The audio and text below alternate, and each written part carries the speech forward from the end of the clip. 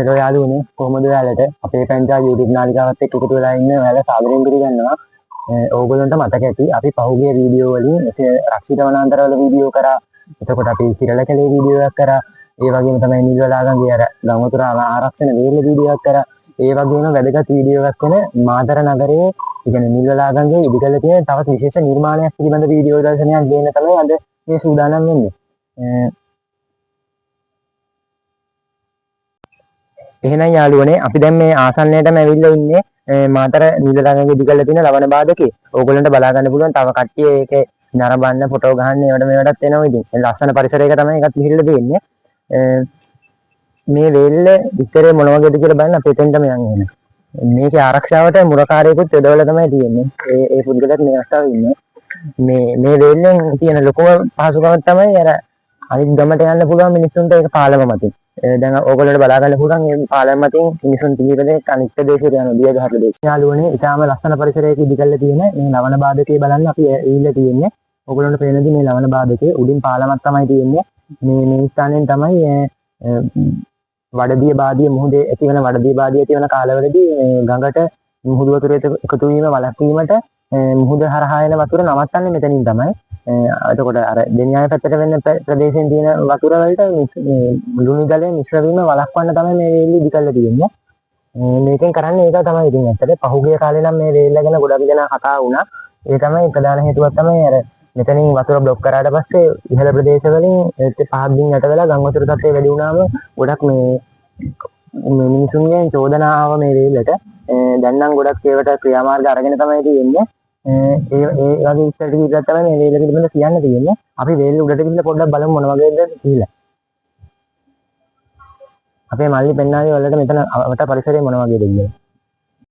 එහෙනම් යාළුවනේ අපි දැන් ඉන්නේ මේ සවස් වරුවේ මේ ලවණ බාදකේ ඉහළ ප්‍රදේශය. කියන්නේ උඩ අර මිනිසුන්ට ගමන් කරන්න තියෙන පාලම සහ ඒකේ අර දොරවල් විවෘත කරන වාහන ස්ථානයේ තමයි අපි මේ මාරම ලස්සනක් තියෙන්නේ. ඔයගොල්ලන්ට වටින් බලා ගන්න පුළුවන් බලාගෙන යනවා මාර ලස්සනට.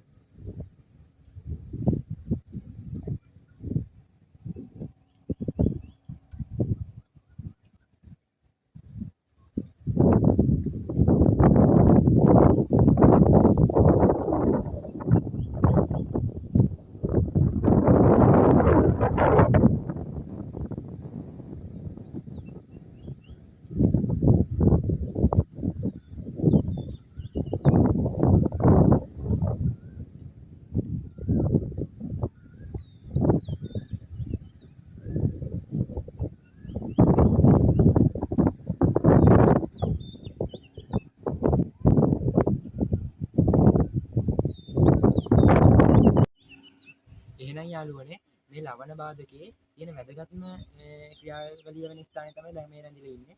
ඕගොල්ලන්ට බලා ගන්න පුළුවන් මෙතන තියෙන යන්ත්‍ර සූත්‍ර. ඒ කියන්නේ දොඹකරයක් වගේ තියෙන්නේ. මෙතනින් තමයි ගේට්ටු ජල මට්ටම අනුව පහත් කරන්නේ සහ ඔසවන්නේ. ඈතින් ජල මාපකයකුත් බලා ගන්න පුළුවන්. ඒ වගේම තමයි මෙතන අපිට ගොඩක්ම මේ පුවරු සවි කරලා තියෙනවා. මෙතන අධිබල විදුලි රැහැන් එහෙම තියෙනවා. මේ කට්ටියට ඇවිල්ලා බලලා ගියාට කමන්නේ නැහැ. නිකන් බොරුවට මෙතන රැඳිලා ඉන්න පා කියලා ගහලා තියෙනවා. අපි මේ දැන් ඔයාලට පෙන්වන්න අපේ මල්ලි පෙන්වන්නේ යන්ත්‍ර සූත්‍ර. මේ කොටස තමයි ඉතින් පාලන කොටස විදිහට තියෙන්නේ. මෙතන CCTV කැමරාත් එක්කලා ආරක්ෂා කරකල තමයි තියෙන්නේ. ඈතින් ඉර බැහැගෙන යනවා ඊටාම අලංකාර විදිහට. මෙතන තමයි යන්ත්‍ර සූත්‍ර එහෙම තියෙන්නේ. එහෙනම් යාළුවනේ අපි ඒවත් බලාගෙන පොඩ්ඩක් ඉදිරියට ගිහිල්ලා වීඩියෝ එකේ නිමා කරන්න බලමු. ඔයගොල්ලන්ට බලා ගන්න පුළුවන් මේකේ දොරටු 4ක් 5ක් වගේ තියෙනවා. වතුර මට්ටම අනුව තමයි ඒක එකකින් පාස් කරන්නේ. ඈතින් ගල් මෝල උත් බලා ගන්න පුළුවන්.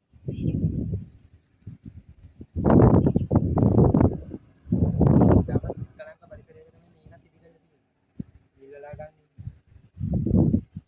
නිලලාගක තව පොඩි මොහොතකින් මුහුද තමයි එකතු වෙනවා.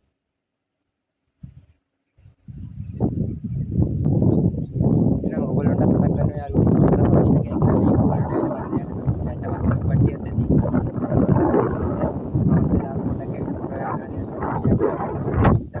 ඒක නට ඉතින් කරන වැඩේ තාමත් අධිකයි. ජල අවශ්‍යතාවයට වෙන කරතිය මිරිදියට කරතිය මිශ්‍ර වෙන ප්‍රශ්නේ නිරාවරණය වෙන්නේ මේ ඉන්නේ. මේක ඉතාමත් වටිනා වේලක් ශ්‍රී ලංකා රජය විසින් ඉදිරිපත් කරන මේක සීම අපේ යුතුයකමක්. එහෙනම් යාළුවනේ මේ වගේ අලුත් වීඩියෝ දර්ශනයකින් ආපහු මොන බලාපොරොත්තු වෙන අපි සමු ගන්නවා. අපි අපේ පැන්චා YouTube නාලිකාවෙන් අලුත් දේවල් අරගෙන එනවා හැමතිස්සෙම. ඔයගොල්ලන්ට මතක් කරනවා මේ වගේ වීඩියෝ බලන්න මේක ෂෙයා කරන්න. අපිටත් ලයික් එකක් දාගෙන යන්න කියලා මතක් කරනවා.